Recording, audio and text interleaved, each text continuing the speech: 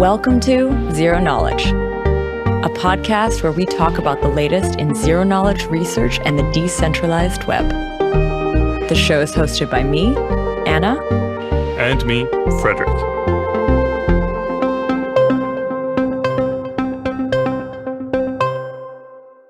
So this week, we're chatting with Kenny Paterson, professor of computer science at ETH Zurich and head of the Applied Cryptography group there. Welcome to the show, Kenny. Thanks so much for having me. It's great to be here. For today's episode, our plan is to discuss DP-3T, which is a proposal for secure and decentralized privacy-preserving proximity tracing. Now, this will be the third episode that we actually address this topic. If you're interested in finding out more about it, you should have a listen to our episode with Claudia Diaz, as well as the episode with Henry de Valence from Zcash Foundation. In both of those, we talk about kind of other tracing systems, and we mentioned sort of the DP-3T. But I'm excited that we get a chance to dig into it today. Yeah, I'm looking forward to talking to you and your listeners about that, along with lots of other stuff too. Cool. So let's start off. I'm curious where you got your start and what led you to working on cryptography in the first place. So my background's originally in mathematics. So my PhD is in maths from a long time ago. But I was always interested in how maths could be applied.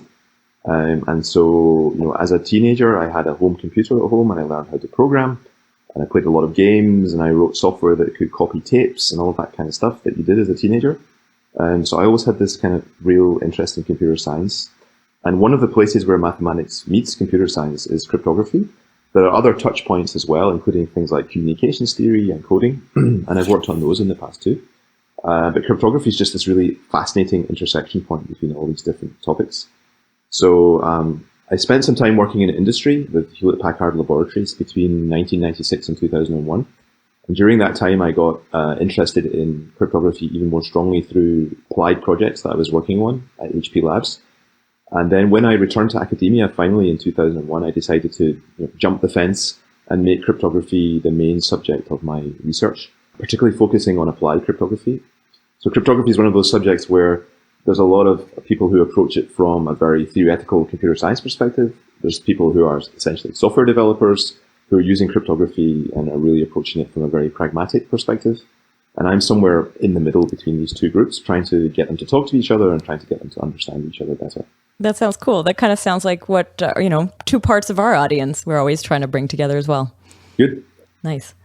So you're at ETH Zurich currently. Have you been there for a long time? I was first at ETH Zurich between 1993 and 94 as a postdoc. Oh, wow. As a one-year postdoc. And I had a great time that year, working hard, but also enjoying being in Switzerland and the mountains, and even did some skiing. And last year, I rejoined ETH Zurich as a professor of computer science.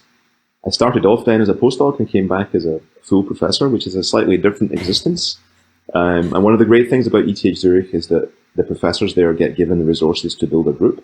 So I've been able to hire outstanding people to work with me, PhD students, postdocs, and also admin staff to help me run the group. So I've been able to build very quickly a nice group there. Cool. Where were you in between? So you sort of said you went back to academia in 2001. Where were you studying or what were you doing there? So between 2001 and 2019, I worked at Royal Holloway, University of London, which is a small college that's part of the Federal University of London and has a very famous information security group. So I started off there as a lecturer in 2001. I remember arriving on day one and being told, you're teaching network security, and having to learn network security. But that turned out actually to be really great for my research because there's a big intersection between cryptography and network protocols and network security, IPsec, TLS, all of that kind of stuff that your listeners will be very familiar with. So I ended up working a lot on that intersection. And I think that really helped me with building up the applied side of my research. So I worked there from 2001 till 2019. And then, let's say ETH Zurich made me an offer that was hard to turn down. And so here I am. So I've been now at ETH for just over 1 year. I started April the 1st, 2019. It's not clear who the April the 1st joke was on, whether it was on ETH Zurich or on me. I guess we're still finding that out. I'm curious because this episode is going to be primarily about DP-3T, but what do you normally work on? What exact space field focus do you have? So my philosophy for research is I do whatever I find interesting. in the area of applied cryptography. So I work on things like communication security. So how do we use cryptography to build secure channels? Things like TLS, for example. I did a lot of work on TLS security about 5-6 years ago that had some impact on how TLS looks today. So we basically broke various algorithms in the TLS context. So TLS went through some changes. I also work on things like encrypting data at rest or encrypted databases. So how can we outsource our storage to the cloud for very large databases whilst protecting them from the cloud service provider, who maybe we don't fully trust, but also being able to do searches over the data. And this is an area called searchable encryption. And it's also an area called database encryption. And it links to things like fully homomorphic encryption. Yeah, I was about to say this idea of doing something over an encrypted field. Exactly. That's interesting. So if we had super efficient fully homomorphic encryption, I would be out of a job because all of these problems would be solved. So in some sense, it's fortunate that we don't. And what that means is we come up with bespoke solutions to the problem and try to engineer them in such a way that they're efficient and also secure at the same time. So fully homomorphic encryption is incredibly general and therefore very, very powerful. But as a consequence, it's very inefficient. So we can, by limiting the functionality, we can build something that's reasonably efficient and secure. So it turns out that sort of in the first generation of these schemes, they had certain amounts of leakage that you could classify. And we did a lot of work early on understanding the implications of that leakage. So we're in this very strange position where we had security proofs for these database encryption schemes. The proofs identified exactly what the leakage was, but then people were saying, well, we're done now, rather than saying, well, what are the implications of that leakage from the schemes? So we did a lot of work looking at that. That's what you tackled. And Yeah. I guess, are you still working on that? Or is that sort of, have you put this aside to work a little bit more on the contact tracing stuff? So a lot of my day-to-day research has ground to a halt as a consequence of DP-3T. It's become all-consuming. And that's because there's a huge desire to get something done in time that it can be deployed and tested and evaluated so that we can start to maybe use it as a tool in lifting the current lockdowns that are in place all over the world. I still have to teach. So like yesterday morning at 8 a.m., I was teaching applied cryptography. I was teaching authenticated encryption to my master's students at ETH Zurich. And they're brilliant students. They ask amazing questions. One of them managed to completely stump me yesterday during the session. And I had to scurry around afterwards and find the answer to the question, and then send now them I'm all curious. an email. What was the question? So there's this thing called authenticated encryption, which is basically how we do symmetric encryption today. It's a combination of confidentiality and integrity. And there's a particular setting called non-spaced authenticated encryption. And the idea here is that we want to relieve software engineers of the problem of handling randomness. So all we ask them to do is come up with a fresh number each time they invoke the encryption algorithm. And this fresh number is called a nonce. It's short for number used once. We've actually covered that in the context of block headers, I believe. Fantastic. Block creation, like nonces are in there as well. Absolutely, cool. They are. That's correct, yeah. So in the context of encryption, though, the question is, well, if we want to model security, what do we ask the adversary to do with the nonces? How much power do we give the adversary over the nonces? And later on, I presented an attack against some non-spaced encryption schemes, particularly AES-GCM, which is a NIST standard for authenticated encryption.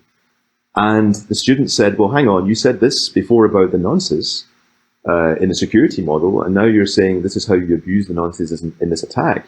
Is this attack in the security model or not? And I couldn't answer the question because actually I had misstated on my earlier slide in the security model exactly what is the nature of the restrictions on the nonces chosen by the adversary. At 8 o'clock in the morning, maybe I was just a little bit slow off the mark being able to answer that question. So to go back to your original question, has everything else stopped? No, I'm still teaching, still designing new courses, still interacting with my colleagues. But a lot of the research time that I would normally have had is now really focused on DP-3T. And it's become an enormously complex project with many partners, internal and external. So I hope we'll get into that a little bit later on. Definitely. So I'm thinking, we have touched upon this in previous episodes. I do think it's worth it to define kind of what contact tracing or proximity tracing is. Yeah, maybe if you want to just say quickly what that kind of technique is and how cryptography or any sort of protocol fits into that, it would be interesting. So one way of understanding this is to start by thinking about what contact tracing is not. So when you think about doing contact tracing, it's very easy to confuse the activity of contact tracing with then what happens afterwards once you've identified people who are in contact with each other, which is part of the kind of health system. So there's there's a boundary that we need to draw around this thing that we're talking about.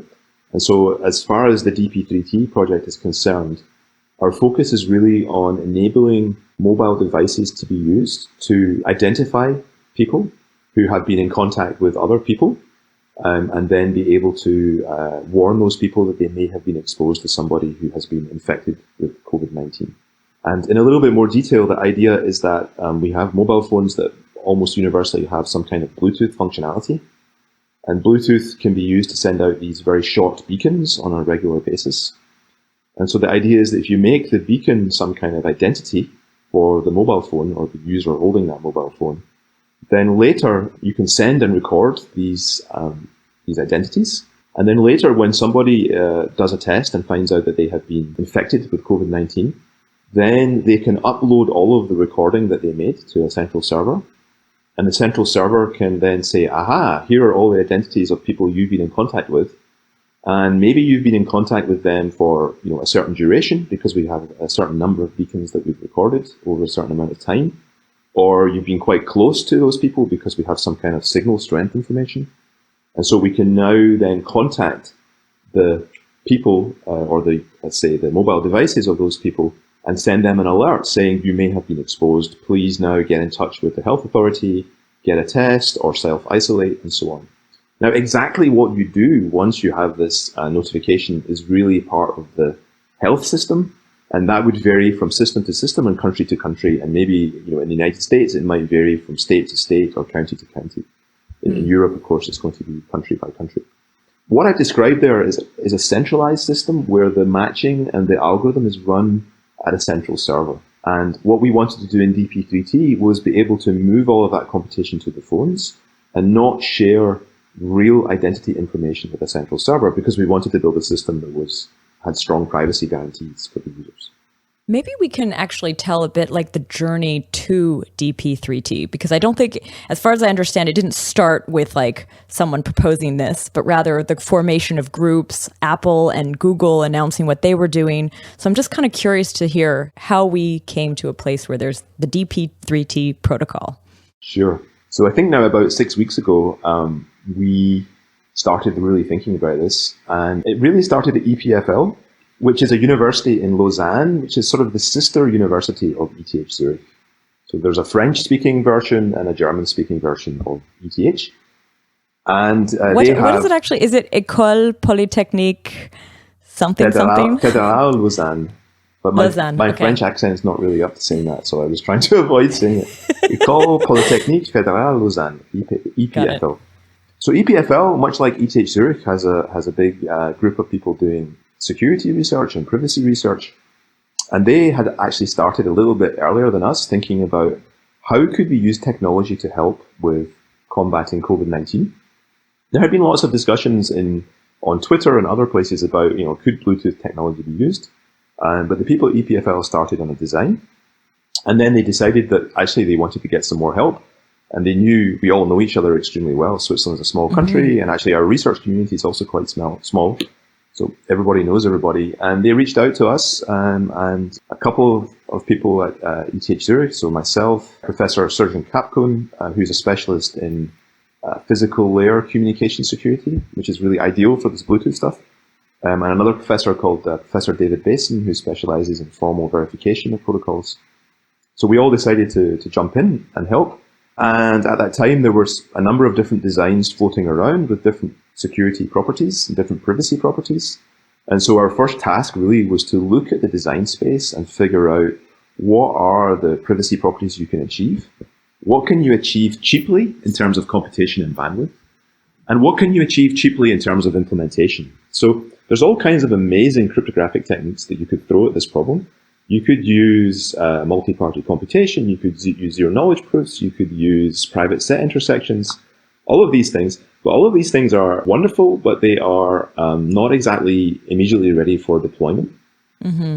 And so we decided to KISS, keep it simple, stupid, and build a system that's really as simple as possible that developers could build very, very quickly. Using crypto that's already quite battle-tested. Battle tested, exactly. So stuff that's widely available in standard crypto libraries that developers are used to using. So in DP-3T, in the end, we just use HMAC based on SHA-256 and AES in counter mode. That's it. Dead simple. Simple as possible. Cool. That makes it easy to implement. It also makes it relatively easy to analyze. So we had kicked around a lot of different designs, and at the same time, there was an organization called PET-PT, which was a pan-European attempt to develop COVID-19 contact tracing apps. And we had been working with them and looking at solutions that they were also examining and giving them feedback on those approaches, and also suggesting this comparative analysis. And in the end, we came up with this DP-3T protocol, which we thought was a good trade-off between privacy, functionality, and usability. And we were promoting that within the PET-PT project. But in the end, the PET-PT project decided to not fully adopt the approach that we were suggesting. And there were some issues for us around openness and transparency in the decision-making that PET-PT was using. So in the end, a couple of weeks back now, we split off, and DP-3T is kind of going its own way. And we've had quite a lot of success in adoption, actually, so maybe we'll get into this in more detail a bit later. But Switzerland and a couple of other countries have said they will use DP-3T. Cool. And we're in the process now of working with the Swiss health authorities and developers to get an app ready for use in Switzerland. Is DP-3T a coalition? Is it the protocol? Like, what does that term mean now? That's a great question. I think it's both of those things. So it's both a protocol specification and a reference implementation. Okay. And it's also a project. So, it exists on GitHub. We are in the process of working out exactly what we are and what our governance model is. And it's one of those things that we know is absolutely essential for the medium term. And it's actually very important in terms of openness, transparency. People would be quite right to ask, well, who funds you? How, who's paying you to do this? Do you have money from Apple and Google? Are you, whatever? And so we're in the process of working all of that out now, but we don't want that to slow down progress on developing the protocol. Where does the funding for the research on DP-3T and the implementation, where does that come from? So I can give you a really clear answer to that question. Right now, we have funding from our home institutions. So, everybody affiliated with the project more or less is working in a university. And we're all doing this really just through our normal university day jobs. And, our senior management in those universities is aware of what we're doing. And we have broad support for it. We also have a grant from a foundation in Switzerland called the Botnar Foundation, which is administered through EPFL. And it's a purely charitable foundation that donates money to health projects. And they've been very generous in giving us funding for our project. Cool. Are you familiar also with the TCN coalition, the one sort of existing in the US right now? There's a few of them, but we've spoken to Henry, and he mentioned this TCN coalition. Right. So there's a TCN coalition, which is actually an agglomeration of a number of different projects in the US. And there are other projects in the US that are not part of the TCN coalition, at least two more. Okay. And two of them even have the same acronym, PACT, P-A-C-T. Oh, yes. So there's an East Coast Pact and a West Coast Pact. And we're actually in contact with all of these different initiatives. At the same time, there's been discussion about could we form some kind of grand coalition to do this? Can we align all of our objectives? And I think it's pretty clear that all of those proposals are quite well aligned in terms of what privacy they seek to gain for the users of the system, and the kind of openness that they want to take to the approach. On the other hand, spending weeks and weeks and weeks negotiating over exactly how you would be formed into one grand coalition and what the details of the protocol would take a lot of effort. And it's not clear to us that on this side of the Atlantic that we would get a huge amount of benefit out of it at the moment. Clearly, getting some kind of solution that roams between different geographies is going to be important. But we've kind of got our hands full at the moment trying to service all of the requests that we get in Europe from Switzerland, from Austria, from Estonia, who are all going with the DP-3T approach. Cool. And now Germany too, I think. Interesting. Is there, it's all open source. So if those other organizations wanted to, and you sort of mentioned you're already in contact, so you are sharing, it sounds like, completely sharing whatever you're creating. Do you feel is the differences between them just in the subtleties? And maybe when we go into some of the details about the potential attack vectors, we can understand a little bit better about where are the differences? Where do they actually exist? Yeah, I mean, there are differences, of course, and there are differences both in terms of security and privacy properties, and also kind of at the low-level protocol details, the byte formats and so on. But the differences are much smaller than the similarities are between these different decentralized approaches. That's not something we've really emphasized yet, but all of these approaches take this decentralized view where you try to do as much as possible on the phones, and you use pseudonymous identities instead of true identities in the system in an effort to protect the privacy of users. So they're all really in the same circle. And then there are other approaches which are much more centralized, where there's a central server that knows the relationship between true identities and the pseudonyms that you're using. And potentially, they're not designed this way, but they could potentially be repurposed to abuse that capability to do, mass scale tracking, for example. So there's more that unites us than separates us in that group of protocols that you mentioned. How does the Apple and Google announcement fit into this? So they announced that they were kind of enabling something on their, like the Bluetooth on an iPhone and the Bluetooth on an Android can now be used for this kind of protocol. But how exactly do they fit in, and what was their announcement? I mean, I've read it, but I think it would be good. Actually, I've read it. And I can't really exactly say what they're doing. I just know that it's open. Yeah.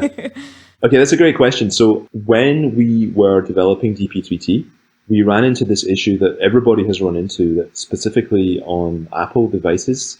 The issue that specifically on Apple devices, if you want to use Bluetooth beacons, then your app has to run in the foreground and your phone has to be switched on. Okay. So that would require people who were going to use the system to permanently keep the phone on in their pockets. And that's bad for battery, but it's also bad for security, because it means if you lose your phone is probably unlocked. And then, the person who picks up the phone in the street can make use of your phone. So this is not ideal, and it's certainly not going to make the system easy to promote for people to adopt and use in their everyday lives. And that's a crucial factor here, right? We have to build a system that users can use easily, that doesn't kill their battery, and where they can have pretty high level of trust in the privacy and security that they're getting from the app. There's a lot of factors there before you can really get to something like 60% or 70% penetration of users that you need to make the app useful.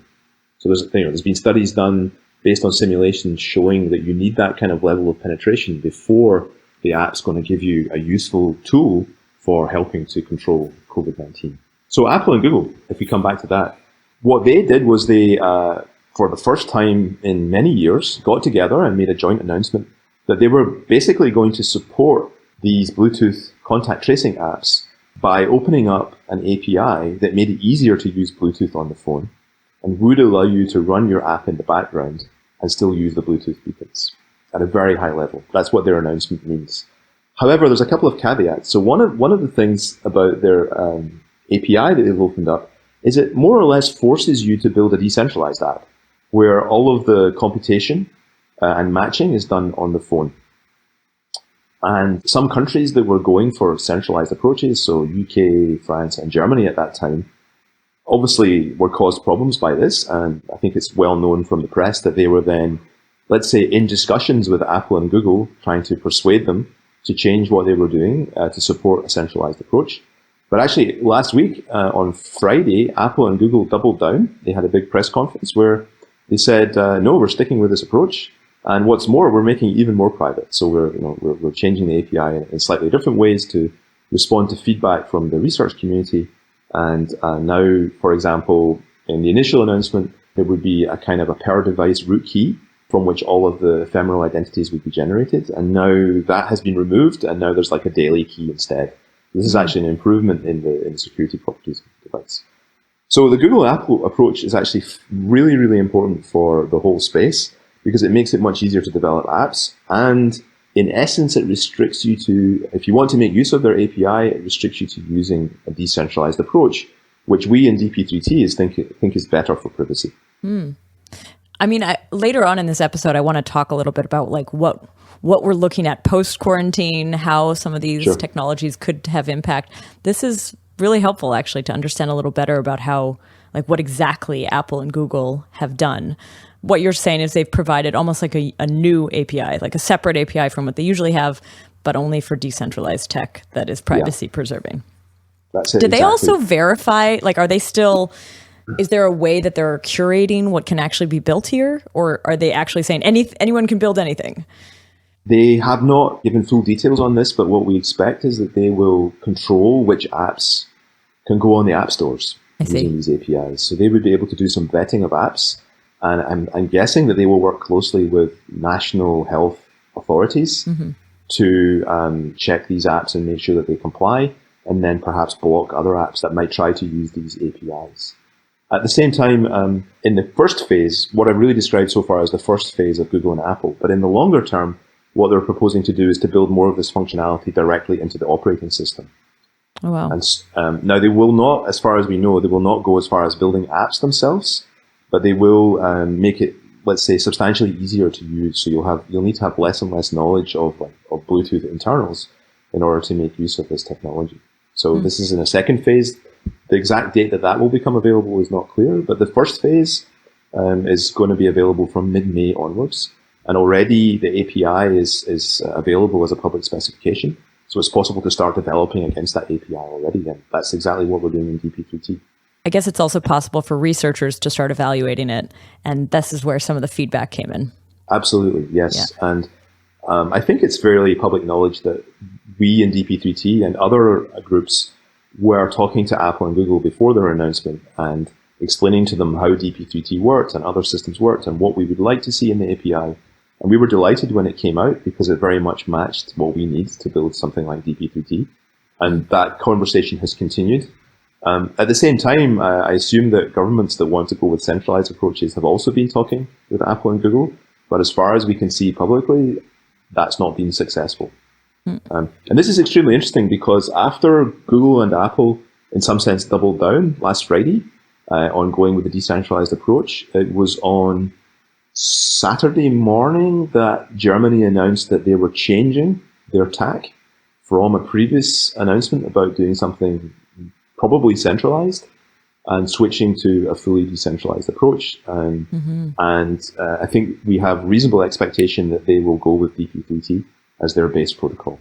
Cool. So there was a major consequence of Google and Apple saying this is how we would like to do it on our devices, is that Germany changed tack. So one of the major European countries said, okay, we understand.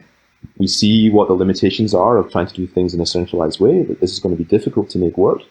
We want to get something out to our users, to our population, so we're going to switch. Actually, I think that's a really great decision, and it takes a lot of political cojones to make a switch like that.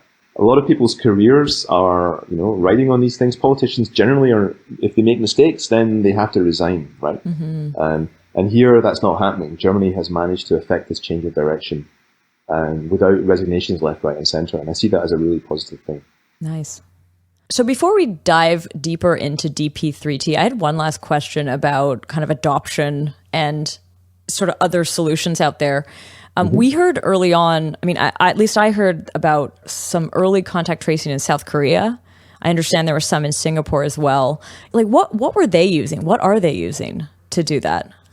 So in both Singapore and Korea, they were using Bluetooth proximity. I think in Korea, they were also using GPS information from the phone. Okay. Or possibly cell tower information, which gives you rough location information.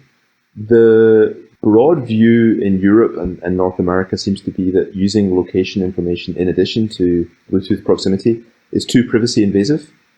And most of the solutions I'm aware of have moved away from that. And Singapore was using Bluetooth only and not using geolocation information or GPS information, but was a centralized approach, which meant that at the central server, the server knew the relationship between the true identities and the pseudonyms, and so potentially could unmask that information and thereby build what we call the social contact graph, which is basically when an infected user reports in and says, okay, here's all the ephemeral IDs I've seen or all the pseudonyms I've seen.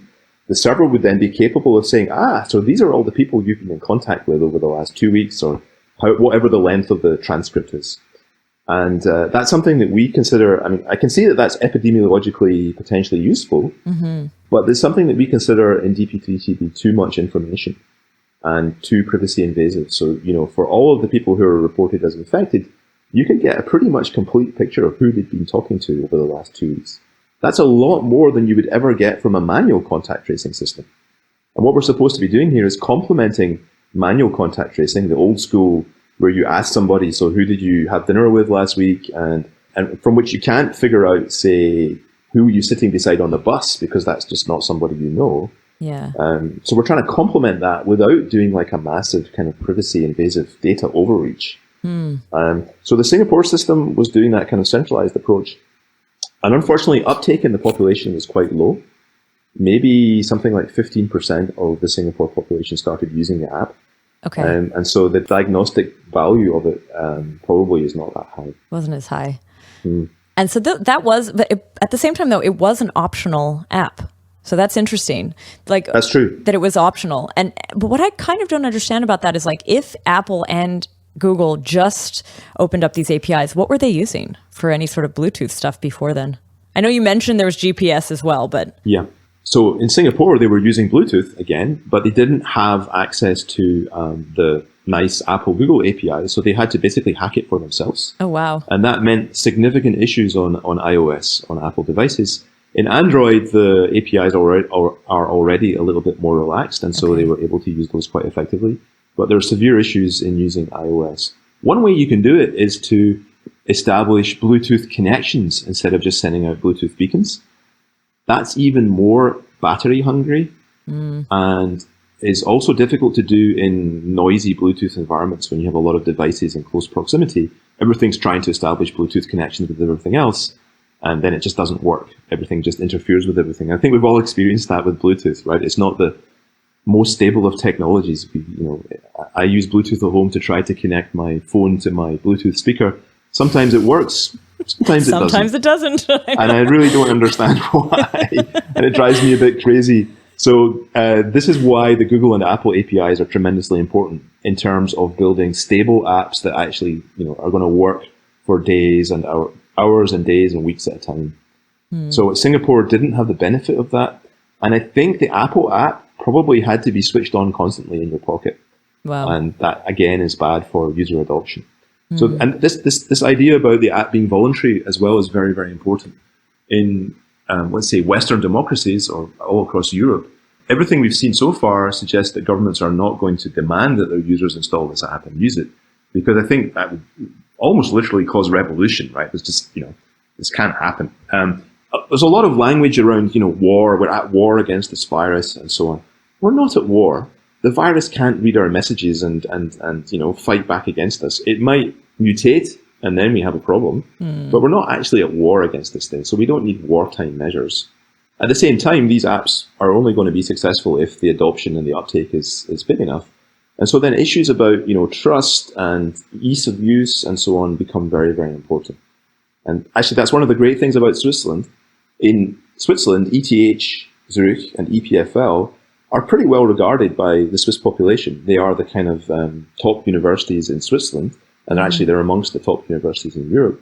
And generally speaking, in Switzerland, people trust scientists, and they trust the health authorities, and there's a really good relationship between these universities and the population at large. So I think in Switzerland, we have a pretty good chance of getting good uptake for this app. I actually had a really nice WhatsApp exchange last night with a friend of mine who, she has a background in tech, but she's not really directly in the field. And she said, "Oh, I saw this great article about this app that you're building in Switzerland." She said, "I think it's so great that you guys are doing it." And I said, "Yeah, well, it'll only work if everybody trusts us." And she said, "I trust you. You will make this work." And I think that, okay, that's one data point, right? It's not scientific to extrapolate from there, but let's do it anyway. I think that's reflective of a general situation in Switzerland. And I hope that in other countries we can build that kind of trust too. And that's not technical trust, it's a different kind of trust, right? So there's sort of this idea that it's a less confrontational approach to users. Maybe that would mean that there's more collaboration, and that potentially the creators of this or the implementers of this will be listening a lot more to the average person. It's almost more like taking care of people rather than trying to figure out, this is something I've said before, trying to figure out like what people are thinking, what horrible things are in their minds. It's much more like, how do we help out? That makes perfect sense. And I think there's a tremendous amount of goodwill around about installing and using these apps. You see these vox pop interviews on TV and on radio, and people generally are trying to do the right thing. For example, in the UK, about a month ago, the government put out a call for volunteers to come and help delivering medicines and taking people to hospital and so on. And they expected to have a few thousand volunteers, and they were completely overwhelmed. I think they had 750,000 people. Wow. A lot of those people are now sitting around wondering what they're supposed to be doing to help. And I think that's an issue too. This trust and this goodwill can be squandered if you don't do it right, and if you don't do it in an open way. So, for example, right now in the UK, it's a very interesting situation where there's an app that's been announced. An organization called NHSX is building it. NHS is National Health Service. X is X, who knows? I guess it means like extreme or exciting or undefined. And they haven't really released any technical specifications. There's no code. It's not clear whether it's centralized or decentralized. I think one can infer from public statements that it's probably centralized. And we really feel like in our community, we like to do things as open as possible, because that enables you to shine a light on the dark corners and see where the flaws are and eliminate them and find the bugs. And in the UK, that's simply not happening at the moment. The NHSX experts have said, maybe that's what X stands for, experts. They've said that they will open everything up eventually, but it may be too late. It might be that the app has already been deployed before they actually make it open. And so there's a lot of concern in my research community, privacy, security, cryptography, around making sure that we are able to hold governments to account when they deploy these apps. Because yes, there's a lot of goodwill out there, but that goodwill can evaporate quickly if people don't feel that they can trust the apps, if they feel like their privacy is being invaded, or if they feel like this is a system that's being built for one purpose, but it might eventually get repurposed and turned into something else. Totally. That's what that sounds issue. like. That's the fear that kind of crosses my mind when you say stuff like that. I think this actually leads us nicely to another point, or actually this is sort of like digging a little bit more into the protocol itself. I wanted to cover some of the risks of Bluetooth-enabled proximity tracing. We can walk through sort of the different categories of attacks and how DP-3T tries to mitigate some of these. There seems to be sort of three main categories of risks, and one has to do with the identity of the individual. One has to do with the behavior, kind of after information is given to the individual, so their behavior. And the last one is sort of risks to the entire system. Yeah. And so let's start in with this risk to sort of the identity, the data, on the personal front. There are fundamental risks to all of these systems that they all share, and then there are specific risks that different architectures bring with them. So one thing that all systems share, and actually a lot of people engaged in this debate, there's a sort of a debate raging amongst the academic community on Twitter and different places. A lot of people forget in this debate that these systems always give you one bit of information, that you were in proximity to somebody who was infected. Okay? So there's always one bit, at least one bit of leakage, no matter what system you build. And with that single bit of leakage, you can do attacks against all systems, no matter what the system is.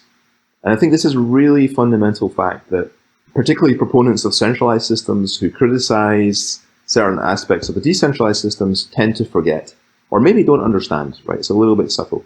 So there's a fundamental leakage in all of these systems. And what it means is, for example, suppose I register, 100 different identities in the system. Maybe I can do that, right? Depending on how the registration process works.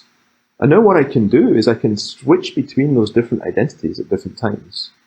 And then later, if I find out that, identity 27 was notified as having been exposed, I can look back in my own log and say, well, I was using identity 27 on Monday afternoon at 3 o'clock. And at that point, I was talking to Anna from the Zero Knowledge podcast. And so she's over the Zoom, one, but yeah. Over Zoom. Okay, right. Sorry. Yeah. We can pretend that we're in the same room. Yeah, sure. And so she must be the one who infected me. And that's a fundamental threat for every system, no matter how it's built. Now, of course, the realizability, the extent to which you can make that threat real, depends on the registration process, how quickly you can switch identities. In the extreme version, you just register one identity, and then you only use the app while you're talking to that one person, and then you can find out whether that person infected you or not later. Right? So that's like the minimalist version, which doesn't abuse any registration properties of any of the protocols. It's unavoidable in these systems. Yeah. So if you want to do app-based contact tracing using Bluetooth, you have to accept that that's a risk of the system. The ability to potentially identify someone else who tests positive. Yes, and be able to kind of pinpoint or point a finger at them and say, aha, you're the one who infected me. Mm-hmm. And now, why is that important? Well, maybe in manual contact tracing systems, you can interview somebody and find out who they were in contact with. And then you can go off and interview the people that they identify as contacts without naming the person that they were in contact with. And then you can get them to take a test, and then maybe if they test positive, you can then notify them that, and then do contact tracing on them, and you can snowball it from there. And so that's sort of different, right? Because you can preserve the anonymity of the person who was responsible for the infection in a manual contact tracing system. It's more easy to do. Whereas in all of these kind of automated systems, that's much harder to do. Got it. So that's the first one, is this idea of potentially identifying. You mentioned kind of 2 strategies that somebody could use to do it. Are there any mitigations to that, though? So you sort of mentioned the multi-account or multi-identity. That's something that's, I guess, relatively easy to tackle. But yeah, what are the mitigations? Absolutely. So that attack is easy to tackle in a system where you do strong authentication during registration. But that's actually runs against the anonymity properties that you might want, right? Because what that means is you're somehow recording a real identity or a real phone number and making sure that each phone is only registered once. There are ways you can mitigate that. For example, you can make a separation between the registration process and then the running of the system, and make sure the registration process enforces that each phone, say, is only registered once. But that's actually not easy to do, and it's not easy to do in such a way that you can really demonstrate the separation between the 2 parts of the system, the registration and then the running of the system. So it's actually quite hard to do. You can do things like you can make phones solve puzzles, CAPTCHAs, or Bitcoin mining on your phone or something, and that would maybe limit the number of times that you could register a given device. So there are things you can do to slow down the registration process or to make it harder to register multiple times with the same device. But in the end, the single device, single bit attack still applies and is unavoidable. Another threat that's all systems are subject to, which is basically we're using Bluetooth, and Bluetooth is a wireless communications technology, and it can be abused in various ways. So for example, I could record your pseudonyms, and then I could relay them to a remote location and broadcast those pseudonyms locally in that remote location. So I could make you look as if you're somewhere else where you're not. And I could do that at very high power. I could use a big Bluetooth broadcast device, like a big dish, and I could fill a train station with your pseudonym. I think we mentioned one example of this where, if there's Bluetooth-enabled devices, I think Henry mentioned sort of the garbage cans in London having chips in them. So potentially, if you infect those, you could spread this falsely much wider than it actually would be. Exactly. Yeah, I was also sort of those dustbins also represent another issue, which is they represent the ability to listen to these Bluetooth beacons in a large number of places at once. So maybe you can build kind of like a network of listening stations. Now, for systems that are decentralized and anonymous, you don't actually, maybe you learn less from that than from systems that are centralized. So let me try to very briefly explain why. Suppose you have a network of Bluetooth monitoring stations, like dishes that are just spread around a city. Then you can gather up all of the pseudonyms that are being broadcast by all of the devices. And if you know in the background, because you have a centralized system, the relationship between those pseudonyms and the true identities, and then you take the 2 information sets and put them together, then you have a mass surveillance system. So now you can correlate in time and space real users and where they are. And I think this is one of the big risks of the centralized systems, is that unless you have a mechanism for switching them off after the current crisis is done, they can be repurposed, and they can be repurposed without that much effort. Another thing that we learned as well, and this is going to sound a little bit like paranoia, but we learned from Snowden and the Snowden revelations in 2013 that governments absolutely specialize in breaking into these systems and stealing their secrets. So what's to stop an NSA or a GCHQ in the UK or the French equivalent from actually hacking into the health system, stealing the keys that give you the relationship between true identities and ephemeral identities, and then harvesting all this data from a network of Bluetooth stations, and now knowing at all times where all the population are. And to me, that's a really scary possibility. And for me, it's one of the main reasons why I and other people in the DP-3T team have been pushing very hard against these centralized solutions. They do bring intrinsic privacy risks that I think are worse than the decentralized systems, but they also have this ability to be repurposed. And that's really what scares me. What do you do then with the protocol to mitigate against that? In DP-3T, all of the relationships between true identities and pseudonyms are only held on individual phones. Okay.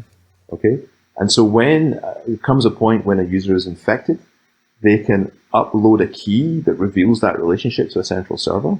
And then that central server can push that key out to the entire network. And so now people locally can make that connection. But only the relationship, not the identity, I guess. Exactly. And also then there's no central server that has the ability to do this on its own. There's no ability to link a mass collection of harvested data from like a network of Bluetooth recorders to keys from a centralized database. So there's a distinct difference in how the two systems can be transformed into a mass surveillance network. And I know that for some listeners that's going to sound completely paranoid and completely crazy. But these days, post-Snowden, I don't take any of those possibilities off of the table. We have learned much too much about the intent and the capabilities of national security agencies. So one other kind of attack or risk that's mentioned in the report that I'll be sharing in the show notes that we're kind of following here is this idea of revealing app usage. What could that actually do in terms of data? Like, how is that a risk? That's a great question. So the basic idea here is that depending on the user's status, whether they are exposed to another user who has been infected, or whether they themselves have been infected, the app will behave in a different way, and that behavior might be observable by an attacker on the network, for example.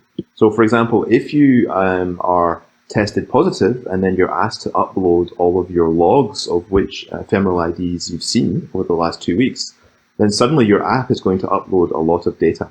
Now, of course, that upload is going to happen over TLS. It's all going to be properly cryptographically protected. But just by looking at the amount of data being uploaded or downloaded, you might be able to infer something about the status of the owner of the app. And these are the kinds of attacks that we're very familiar with from things like traffic analysis of network traffic, for example. Does DP-3T do anything to prevent that? Not right now. We regard those risks as something that we are willing to accept. We are not really trying to protect against network adversaries that do traffic analysis, although we certainly want to protect the confidentiality and the integrity of the data being uploaded and downloaded. But do you think eventually this could be something you do build in, or is that more just like very low priority? Unfortunately, it remains a fairly low priority for now because we have so much other work to do. There are well understood mechanisms for providing protections against those kinds of attacks. For example, traffic padding. But typically they cost something, like you end up uploading and downloading more data, or you have to upload and download data all the time. And so they're not really that practical in mobile phone networks where you want to minimize the amount of data usage. You don't want to kill people's data plans by padding everything to the maximum extent. Got it. Okay, so let's go on to the next sort of overarching category of risk, which is basically something, sort of behavior affecting actions that would be malicious. So an example of this would be like a false alarm, like basically sending out across the network that a number of people are infected around you when they aren't. Or there is an infected person near you and that message is not sent to you, or it's not captured correctly. Yeah, exactly. And these are risks that every such system faces. So, you can have attacks where you become infected. You know what your pseudonyms are going to be that are going to be broadcast in the system. And what you do is you relay those to lots of points, different points in space, and then broadcast them at all of these different localities. And so now you have an infected user who appears to be in multiple places at the same time. But depending on the anonymity levels that you get, then this can lead to lots of people being falsely identified as having been exposed, so you can get lots of false positives in the system.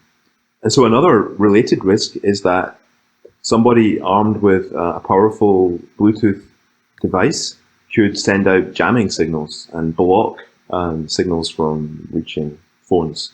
And so you can disrupt the operation of the entire system quite easily. And then you would end up essentially not notifying people later who should be notified that they may have been exposed. And again, this is completely endemic to all of these kinds of systems, impossible to prevent. And so maybe it's worth reiterating something. That these systems are not intended to be used in a standalone manner. They would be a complement to traditional manual contact tracing and another source of information that epidemiologists can use to get a handle on the situation with COVID-19.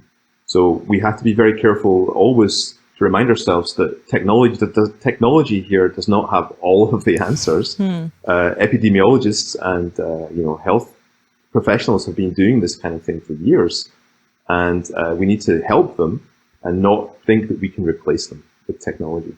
Got it. Is there anything else that you had to think about in the creation of this to avoid any external malicious actor from potentially like hacking the entire system or breaking it? Absolutely. So we try to take a broad view of all of the threats against our system, DP-3T, but also the general class of these kinds of systems. And our analysis document tries to be comprehensive in covering all of that territory. And actually, maybe, I'd really love it if your listeners were actually able to read our document. And then if they see something that they think we've missed, then they should let us know. And we have GitHub, and you can just file an issue there.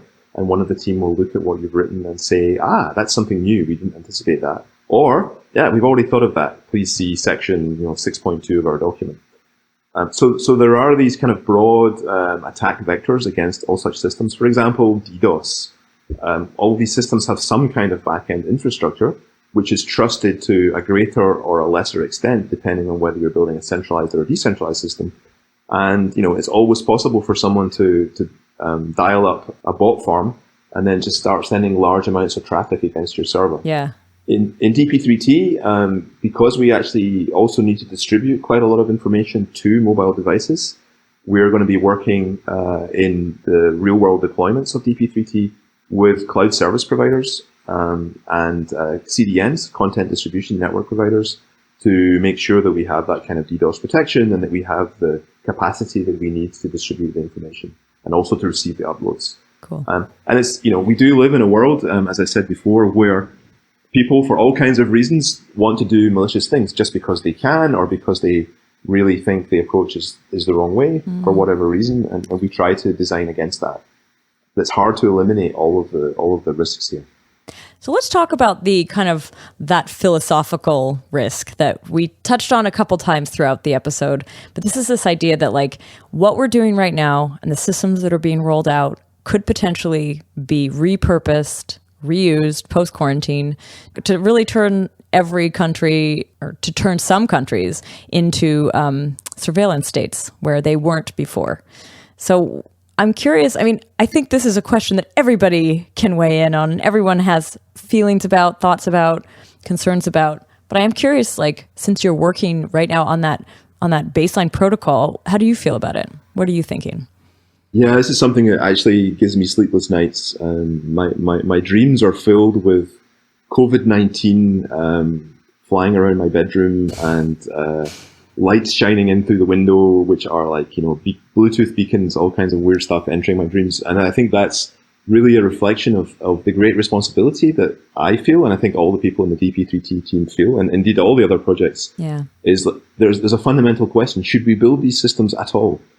Because they run the risk of taking us one step down the road towards this kind of Bluetooth everywhere. You walk into a shop and some device starts recording your Bluetooth beacons, and maybe it gets hard to switch off your beacons again. Maybe you can't have your mobile phone switched on without it transmitting these beacons at some point in the future. We've had some pretty strong assurances from Apple and Google about this technology and how they plan to disable it after the current pandemic. But of course, the capability will be there still in the phones, deeply in the operating systems. Maybe it can be reanimated by malicious actors at some point in the future. maybe if you can have malware running on your phone, then it can be provoked into sending out these Bluetooth beacons. So this is a really difficult issue. It's something we've discussed a lot internally in the DP-3T team. Our Slack is full of discussions about these kinds of issues. And in the end, I'll give you my personal view.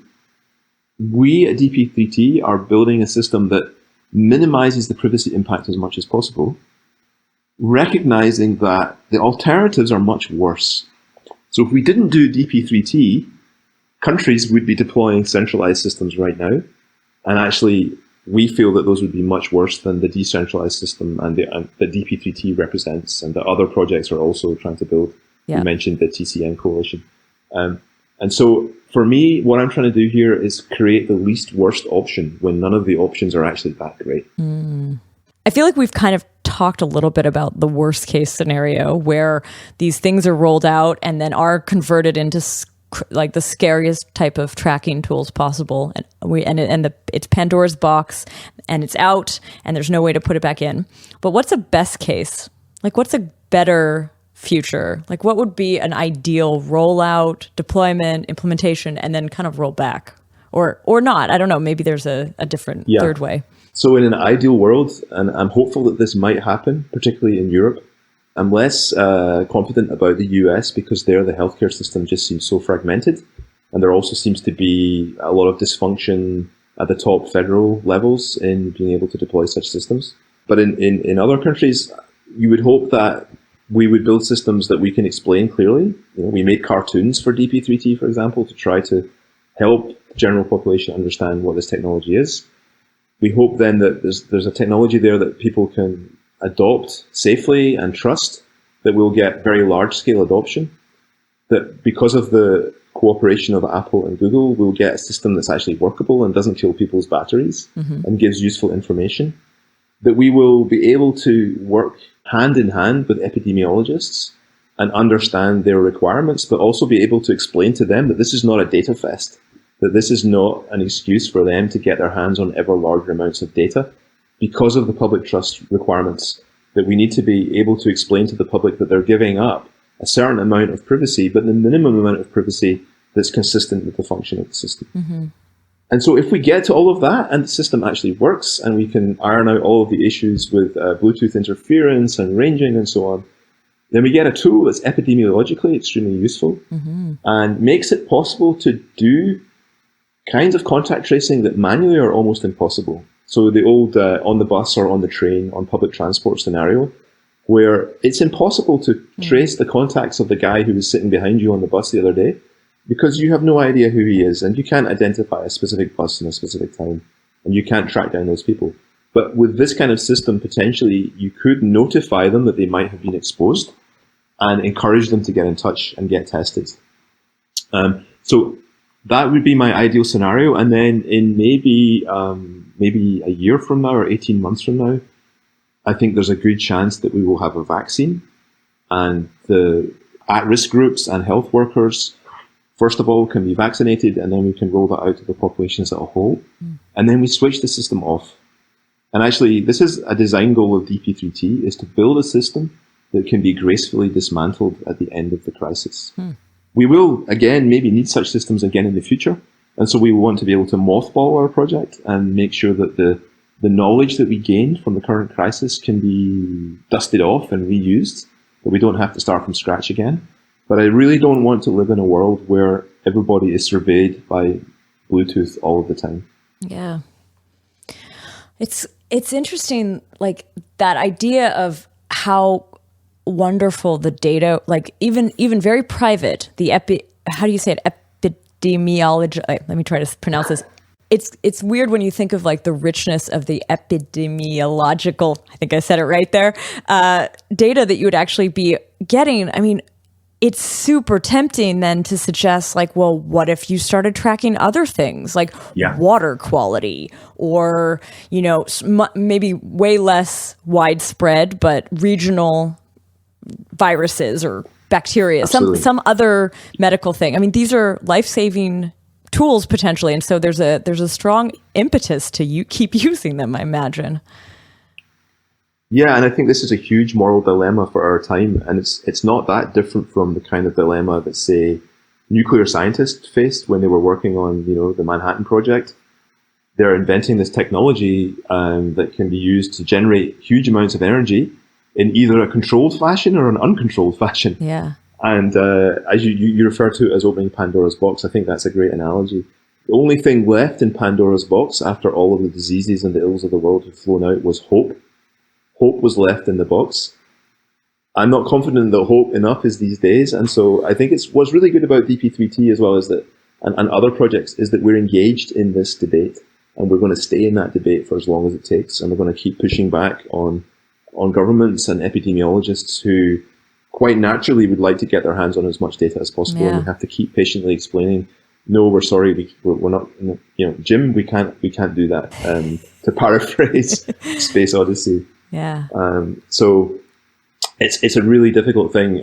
But I think what's really nice these days is that our community of privacy and security researchers is engaged in that way. I mean, you mentioned that you interviewed Claudia Diaz the other week. Yeah. She's one of the most prominent researchers in Europe dealing with these issues. And really, it's a central part of her research. And there are many other researchers in the same kind of camp to question these things and to try to hold governments to account.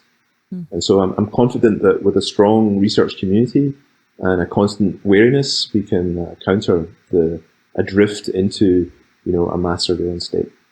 Cool. Well, I think that's a nice point to wrap up the interview. Thank you so much for joining me on the podcast. It's been great to be here. Thanks a lot for having me. And I hope some of it made sense. Yeah, for sure. And thanks for sharing with the audience a little bit more about contact tracing, DP-3T, which I still stumble over a little bit. I've said it a bazillion times in this interview. But yeah, and thanks for sharing all of this and your thoughts for what the future could hold. Thanks a lot for having me. So thanks a lot. And to our listeners, thanks for listening.